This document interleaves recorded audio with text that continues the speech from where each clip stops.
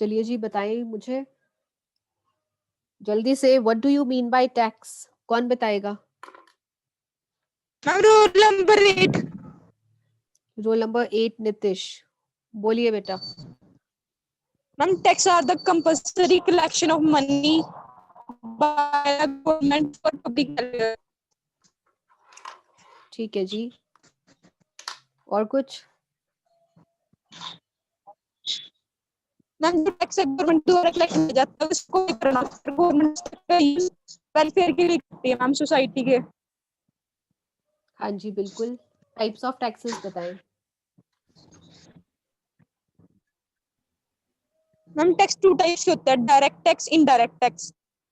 Ma'am direct tax वो होता है जो हमारी इनकम पे और प्रॉफिट पे लगता है, ठीक है जी, और ये मैम सीबीडीटी कंट्रोल करता है, ऑफ डायरेक्ट टैक्स। और कुछ? इनकम टैक्स है मैम, ये प्रॉपर्टी टैक्स होता है, और मैम गिफ्ट टैक्स होता है, और हम ये इसका आप, बर्डन शिफ्ट नहीं कर सकते। ठीक है बेटा, ऑडियो ऑफ कर लीजिए अपनी। So we have two types of taxes, one is the direct tax and another one is the indirect tax.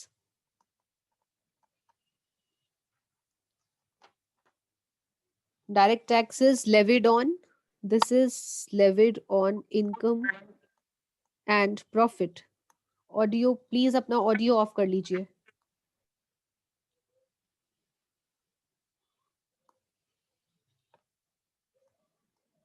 Direct taxes are levied on incomes and profits, whereas indirect taxes are levied on goods or services. Direct taxes में burden can be shifted या cannot be shifted. Burden cannot be shifted in direct taxes, whereas indirect tax में burden can be shifted. हाँ जी, कोई बताएगा मुझे indirect tax में burden किसके ऊपर शिफ्ट होता है? Yes ma'am, roll number 20। Roll number 20 Deepika. हाँ जी बेटा बोलो। एक बार क्वेश्चन रिपीट करना मैम, बर्डन किसके ऊपर शिफ्ट होता है?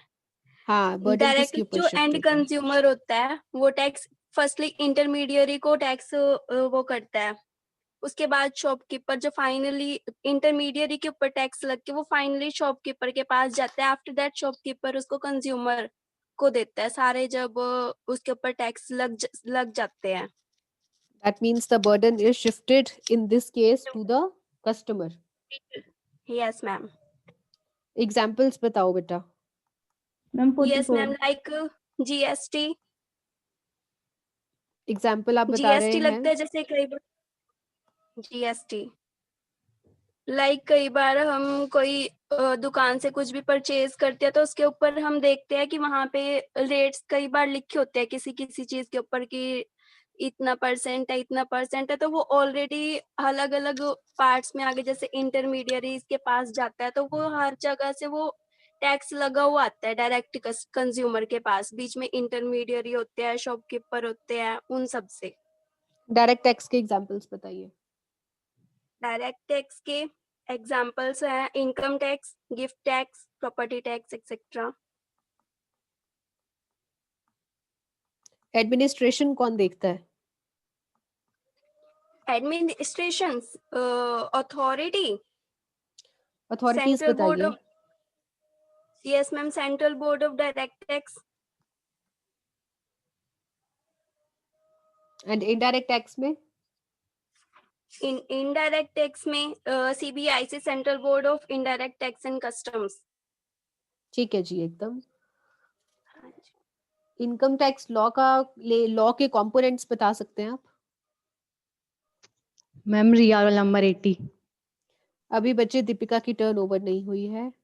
या ma'am sure, income tax act 1961 में बना था। इसके अंदर कई सब प्रोविजंस हैं, कई अमेंडमेंट्स हैं, जैसे कि फाइनेंस बिल।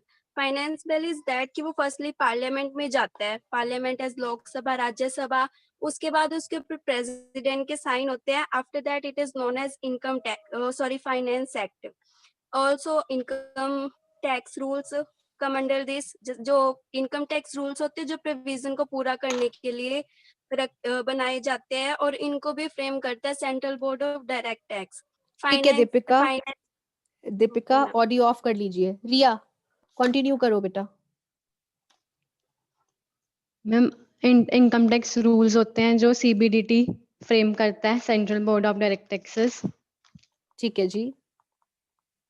और मैम फाइनेंस एक्ट होता है, फाइनेंस एक्ट होता है, क्या होता है फाइनेंस एक्ट? जिसमें मैम बिल्स बनाए जाते हैं और रेट्स डिसाइड किए जाते हैं। एक जो एक्ट, जो एक लॉ है वो कैसे बनता है? कोई भी बिल एक्ट में कैसे कन्वर्ट होता है? एक मैम बिल पहले पार्लियामेंट के दोनों हाउसेस से पास होता है, प्रेसिडेंट की परमिशन से वो एक्ट बनता है। पार्लियामेंट में जाता है दोनों हाउसेस में। दो हाउसेस बताओ पार्लियामेंट के कौन से हैं? राज्यसभा एंड लोकसभा। यहाँ पर पास होने के बाद उसके बाद कहाँ जाता है बिल? प्रेसिडेंट के पास। प्रेसिडेंट के पास जाता है in case of centre bill. अगर सेंट्रल बिल है, प्रेसिडेंट यस इसके ऊपर मैम, साइन करता है, उसके बाद ये क्या बन जाता है? एक एक्ट बन जाता है। और अगर मान लीजिए कि कोई स्टेट बिल है, स्टेट लेवल का बिल है, तो वहां पर क्या होगा? तो मैम वो स्टेट गवर्नमेंट के पास जाएगा बेटा साइन होने के लिए। स्टेट लेजिस्लेचर में जाता है। Yes state ma'am. लेजिस्लेचर के बाद इसके बाद कहाँ पर साइन होते हैं इसके?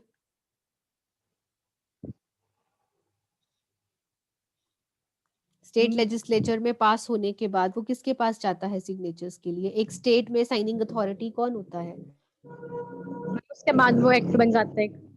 बेटा गवर्नर के पास जाता है बिल, और गवर्नर के साइन होने के बाद वो एक्ट बन जाता है। Okay Riya, no problem. आप मुझे इनकम टैक्स के सेलिएंट फीचर्स बताएं।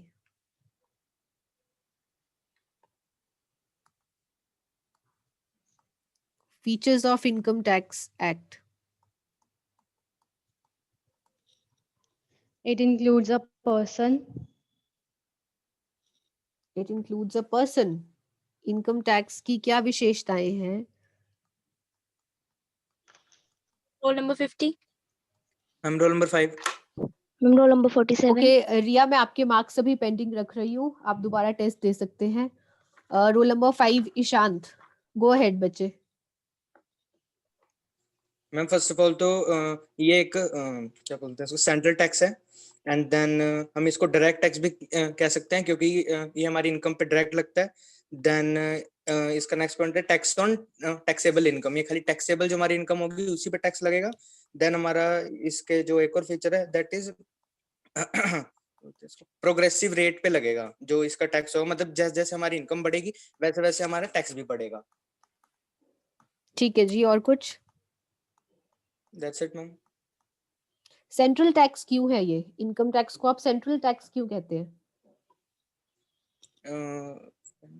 मैम क्योंकि जो इसको मतलब बेसिकली जब ये बनता है तो जो इसकी पावर वगैरह होती हैं वो सब सेंट्रल गवर्नमेंट के हाथ में ही होती हैं। हाँ जी बच्चे, इसीलिए शायद। Because this is levied by central government. Yep. आप मुझे ये बताएं कि कॉन्स्टिट्यूशन की 7th शेड्यूल मैम की कितनी लिस्ट्स हैं? मैम कितनी लिस्ट हैं? कॉन्स्टिट्यूशन का 7th शेड्यूल पढ़ाया था मैंने आपको इंट्रोडक्शन हाँ में, जी, जो हाँ उसके जी। 3 लिस्ट्स हैं वो बता सकते हैं आप? मैम वो तो नहीं याद। याद करिए। Union list, state list state and list, concurrent list. Concurrent list. तो ये जो सेंटर, ये जो इनकम टैक्स एक्ट बनाने की पावर मिली है वो कौन सी लिस्ट से मिली है? मैम यूनियन लिस्ट से शायद। यूनियन लिस्ट से। Union list is also known as central list, क्योंकि ये सेंट्रल सेंट्रल टैक्स है, इसीलिए इसकी जो पावर मिली है वो कहाँ से मिली है? सेंट्रल लिस्ट से मिली है। लिस्ट। और डायरेक्ट टैक्स क्यों बोलते हैं इनकम टैक्स को? Why do we call it a direct tax?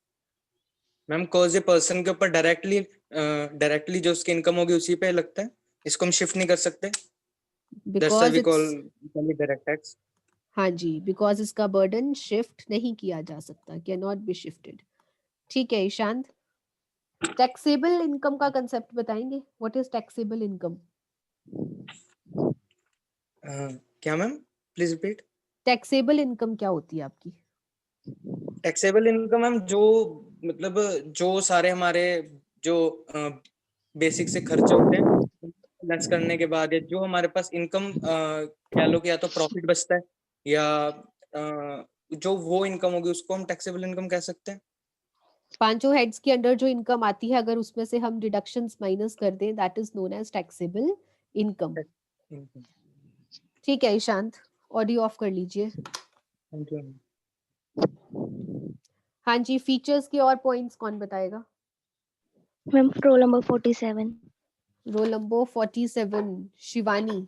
हाँ जी बेटा बोलो। Yes ma'am. Scope of taxation, tax exemption limit, burden on rich class person, एक एक करके सेपरेट एडमिनिस्ट्रेशन। एक करके डिस्कस करो बेटा, मुझे पॉइंट्स मैम। नहीं जानने हैं, मुझे आपकी नॉलेज ओके। जाननी है। स्कोप ऑफ टैक्सेशन में बताएं क्या है? Scope of taxation means ma'am income tax का जो स्कोप है वो बहुत वाइड है। वो it does not include individual only, but it also include firms, companies, HUF, trust etcetera. हाँ टैक्स जी, एग्जम्पशन लिमिट मैम इसमें एवरी ईयर जो फाइनेंस एक्ट है वो प्रिस्क्राइब करता है of income tax, income exam burden on high rate tax होगा high income के ऊपर। अगर पर्सन की इनकम हाई उसके अकॉर्डिंगली जो टैक्स है वो हाई लगेगा। सेपरेट एडमिनिस्ट्रेशन, ये एडमिनिस्ट्रेट की जाती है central board of direct taxes CBDT के द्वारा of finance act. Distribution of tax, इसमें जो टैक्स है वो डिस्ट्रीब्यूट किया जाता है between central and state government. और मैम ये बिगेस्ट रेवेन्यू है, सोर्स ऑफ रेवेन्यू है गवर्नमेंट का। इसके अंदर मैम जो इनकम टैक्स है वो मोस्टली मतलब सबसे ज्यादा कलेक्ट किया जाता है। मतलब मैम इसमें मैम ये बिगेस्ट रेवेन्यू है गवर्नमेंट का फंड्स का। टैक्स हाँ फॉर जी कंट्री बिल्कुल। वेलफेयर हम्म। मैम इसमें जो इनकम टैक्स है वो एक की सोर्स है फंड्स का गवर्नमेंट के लिए।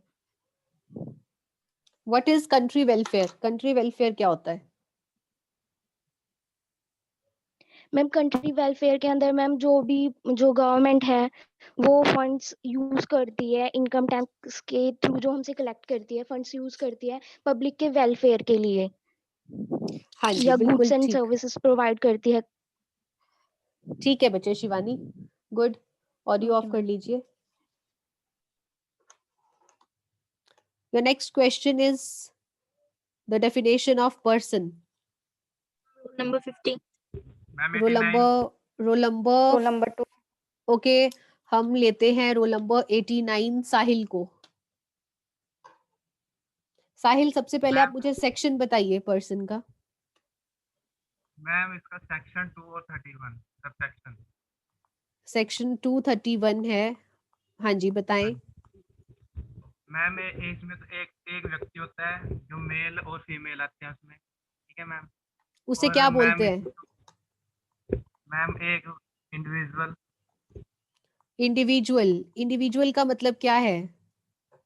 मैम एक जो मेल फीमेल जो से जीवित होते हैं, इतना तो इंग्लिश वाला पता नहीं है। सेकंड बताएं। सेकंड मैम हिंदू अविभाजित परिवार हुआ जो से ठीक है उनका जी, जो सन का एक जो सन का हुआ जी पूर्वज हुआ उसके वंशज हुआ का। ये बिल्कुल मैम जी। ये जो हेड ऑफ द फैमिली होता है हिंदू अनडिवाइडेड फैमिली में, उसे आप क्या कहते हैं? हाँ मैम क्या कहते हैं? करता। कर्ता। ठीक है जी, और क्या आता है पर्सन में? पर्सन मैम एक कंपनी आती है, प्राइवेट कंपनी, पब्लिक कंपनी। ठीक है, और मैम फार्म, फार्म साझेदारी फार्म, और एक ठीक है, लिमिटेड साझेदारी फार्म। बिल्कुल सही जी।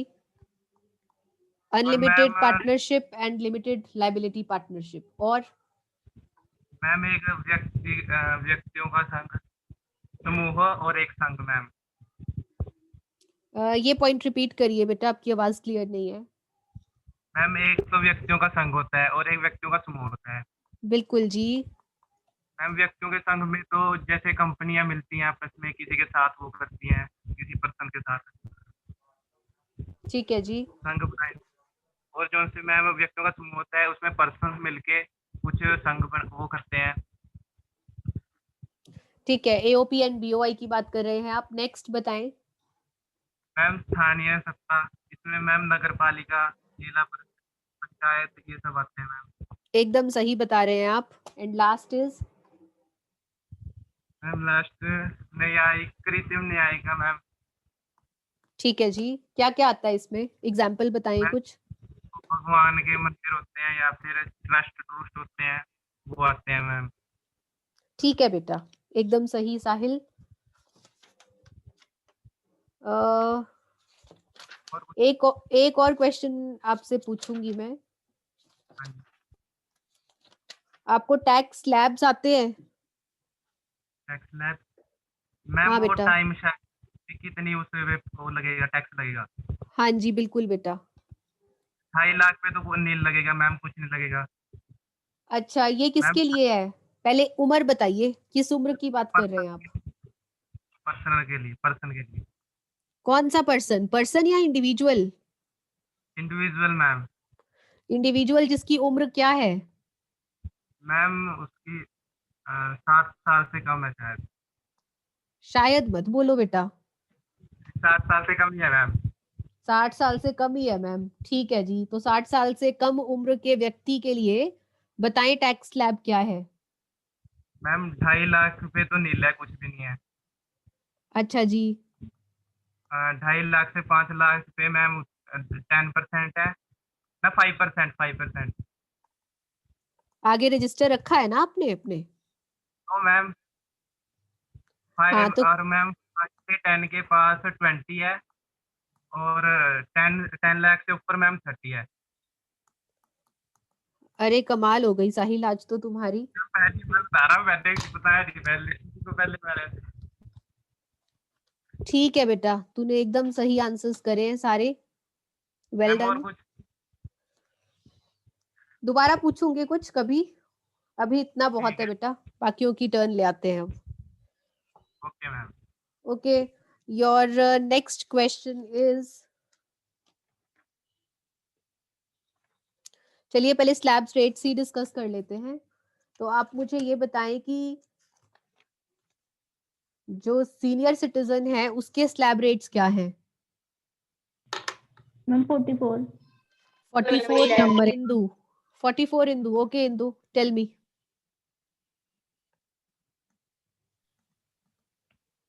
मैम 60 इयर्स और उससे अबव, मतलब 80 इयर्स से कम के लिए अप टू 3 लाख पे। मैम सुपर सीनियर का बताना है कि सीनियर का? सीनियर का बेटा। मैम अप टू 3 लाख पे नील, और 3 लाख टू 5 लाख पे 5%, और 5 आराम आराम लाख टू आराम आराम से बोलो बेटा, आराम से बोलिए। अप टू 3 लाख तक आप कह रहे हैं नील है, ठीक है। उसके बाद 3 लाख टू 5 लाख 5%, 3 लाख से और 5 लाख तक 5%।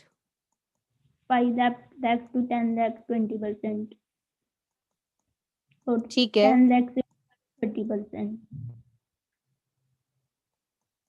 ठीक है बेटा, और सुपर सीनियर सिटीजन कौन होता है? मैम सुपर सीनियर सिटीजन्स में जो 80 इयर्स से अबव होते हैं, अबव मैम 80 इयर्स। उसमें up to 5 lakh nil, up to 5 lakh nil.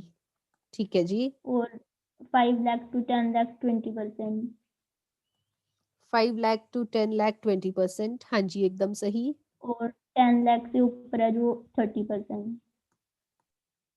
ठीक है बेटा, आप सरचार्ज का अमाउंट बता सकते हैं? सब चार्ज में है जो टैक्स टैक्स के ऊपर लगता है, और जिसमें 50 लाख और 1 करोड़ से 10%। ठीक है जी, यदि आपकी इनकम है 50 लाख से कितनी? 1 करोड़। 1 करोड़ तक है तो कितना सरचार्ज? 10%। ठीक है बेटा, नेक्स्ट। और 1 करोड़ से 2 करोड़ पे 15%। ठीक है बच्चे, नेक्स्ट। और 2 करोड़ से 5 करोड़ 25%। ठीक है जी, लास्ट। और 5 करोड़ के ऊपर 37%। ठीक है बेटा। ओके इंदु, अपना ऑडियो ऑफ कर लो। रिबेट अंडर सेक्शन 37A बताएं।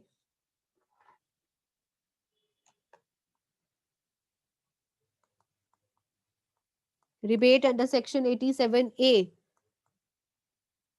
Who's gonna tell me? Rule number 2, ma'am. Roll number 2, Vidhi. Okay, Vidhi, go ahead. Yes.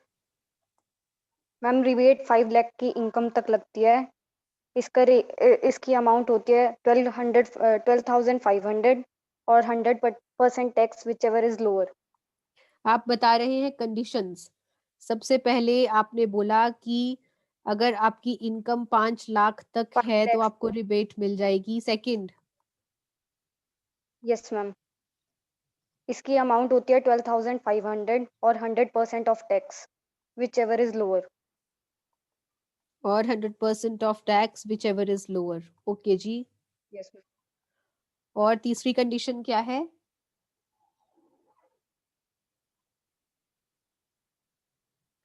It is applicable for residents only. Long Resident individual. Individual. Resident individuals के ऊपर लगता है rebate.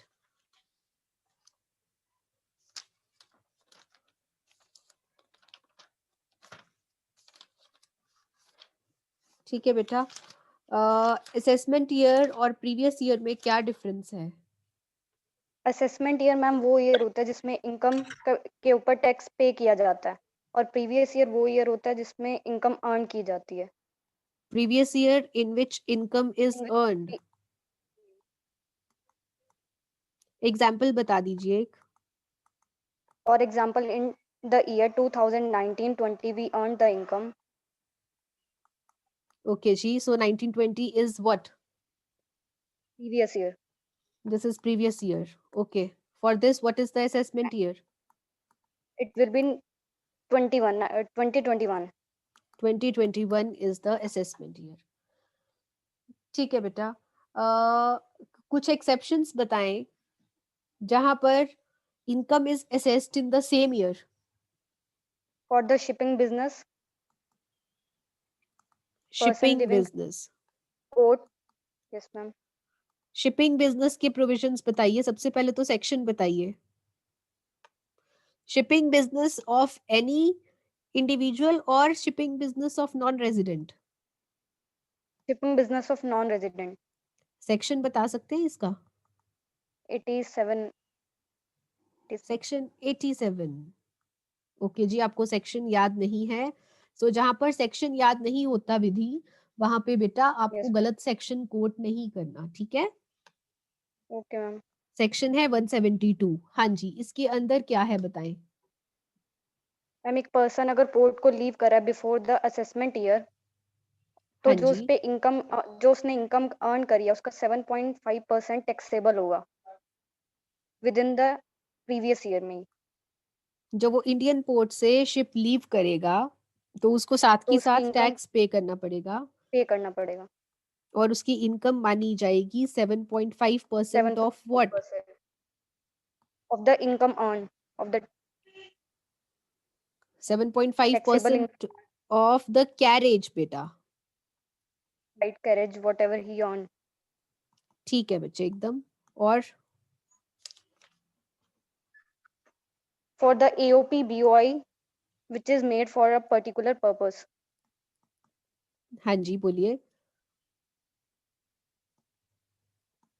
Ma'am कोई AOP या BOI किसी special purpose के लिए बनी है और वो प्रीवियस ईयर में ही पर्पस पूरा हो गया, तो असेसमेंट ईयर की वेट नहीं की जाएगी, प्रीवियस ईयर में ही टैक्स पे किया जाएगा। एकदम सही बेटा, this is your section 174A। ठीक है विधि, ऑडियो ऑफ कर लीजिए। इसको कंटिन्यू कौन करेगा? Roll number 50। Roll number 50 Bharti. Okay, Bharti. person leaving India Persons leaving India and without intention of return. without intention of return. Section कौन सा है? 174.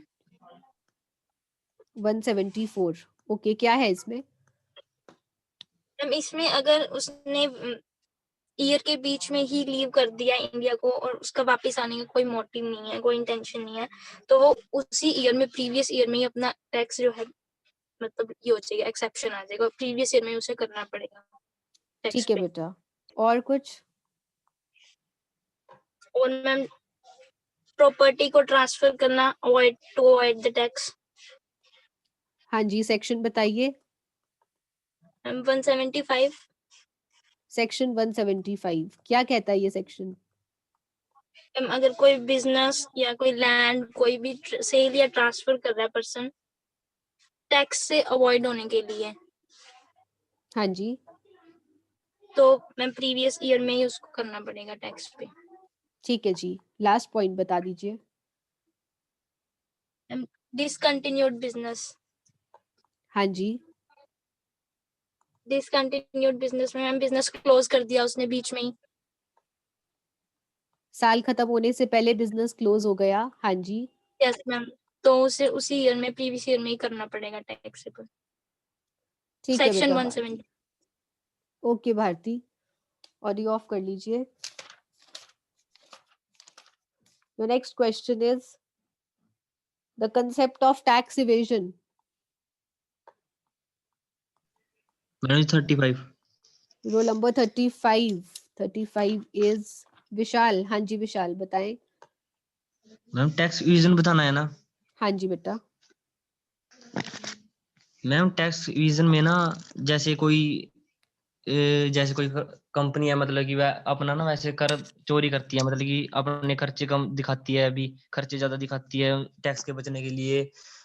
और जी मैम जैसे ऐसे दिखाती है कि दान ज्यादा कर रही है वो, मतलब कि जबकि करती कुछ नहीं है वो दान, मतलब कि चोरी करती है और टैक्स कर की। अच्छा जी, तो क्या आप ये कह सकते हैं कि ये एक गैर कानूनी तरीका है हाँ टैक्स जी, बचाने का? गैर कानूनी है जी मैम, जैसे कि जितना कर उसे टैक्स देना चाहिए था, मतलब उससे बच रही है ना वो। अच्छा जी, तो फिर आप मुझे ये बताएं कि कुछ ऐसे केसेस जिसको यूज करके एक पर्सन टैक्स इवेड करता है, तरीके बताएं. दोबारा बताना, 1 मिनट समझ में नहीं आया। वेज टू इवेड टैक्स, किन तरीकों से एक इंसान टैक्स की चोरी करता है? जैसे मैम वो दिखाएगा कि उसके खर्चे ज्यादा हो रहे हैं, परंतु ऐसा असली में ऐसा नहीं होगा। एक्सपेंसेस ज्यादा और वो दिखाकर. हाँ जी, अरे एक वो दिखाएगा कि उसको हानि हो रही है ज्यादा, मतलब कि हानि में चल रही है कंपनी, वैसे लगभग हानि नहीं होएगी उसे। वेरी गुड बेटा. और लॉसेस ज्यादा दिखाकर. हाँ जी. और मैम जैसे जैसे मैम वो वैसे ये दिखाएगा कि मैं दान दान कर रहा हूँ, इसमें से दान दान के कार्यों में लगाता हूँ अपना, इसमें से निकाल कर, परंतु वैसे वो बहुत कम लगाएगा नहीं, मतलब कि बिल्कुल सही. फेक डोनेशंस, नकली डोनेशंस. हाँ जी. और मतलब कि जैसे कम, जैसे जी उसकी संपत्तियों से कोई बेच कर लाभ प्राप्त होता है वैसे, तो उसको लाभ को भी नहीं दिखाएगा कि लाभ नहीं हुआ, मतलब कि वो अपने खातों को ही वैसा बनाएगा कि। हाँ जी, कैपिटल गेन्स कम दिखाना. और जी इनकम कम दिखाना, हाँ जी या फिर इनकम को छुपाना. हाँ जी, मतलब कि खातों में ही कम दिखाएगा वो। ठीक है बेटा. अच्छा, ये क्यों टैक्स चोरी करते हैं लोग? रीजंस क्या हैं, क्या वजह है कि लोग टैक्स चोरी कर रहे हैं? बस ये पैसे का होता है जी, अपना पैसा ज्यादा ज्यादा कमाने के लिए। पैसा ज्यादा कमाने के लिए. कुछ तो होगा बेटा, इंडिया में, इंडिया के स्ट्रक्चर में कुछ प्रॉब्लम होगी हाँ जी, जहां. जैसे मैम मतलब कि जैसे जी ये क्या कहते हैं, जिसे कानून बनाए हुए हैं जिसमें इसमें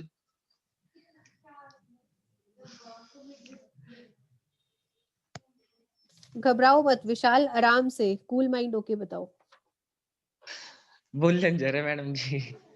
बोला नहीं जा रहा? चल कोई बात नहीं बेटा, ऑडियो ऑफ करो अपनी। हाँ ठीक जी, है। Anyone else? Reasons of tax evasion. Ma'am Riya roll number 80। Riya बोलो बेटा। हाई टैक्स रेट्स के कारण।